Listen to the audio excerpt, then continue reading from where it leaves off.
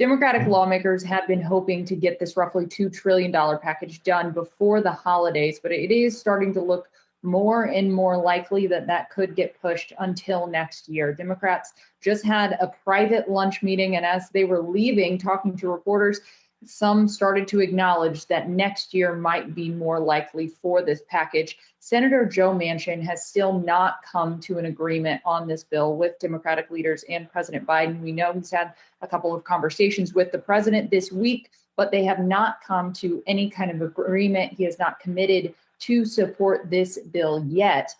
Democratic leaders are still trying to figure out exactly what he wants from this bill, and if that is going to be enough to get progressive lawmakers on board. So a lot of work still to do. Senator Manchin didn't say much after leaving that lunch, talking to reporters, but others are frustrated that this is not getting done, that it looks like it's quite possible that it will get pushed, especially because those enhanced child tax credit payments are expiring. The last payments will have gone out this month unless Congress acts. So as we started to see this stall a bit, we did see some lawmakers shift their focus to voting rights legislation. That was something that they were hoping to potentially get done at some point before the holidays.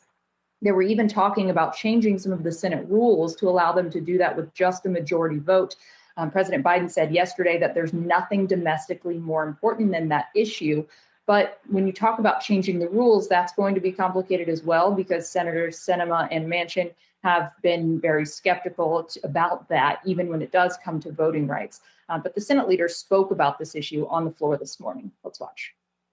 The fight to protect voting rights is far from over in the Senate.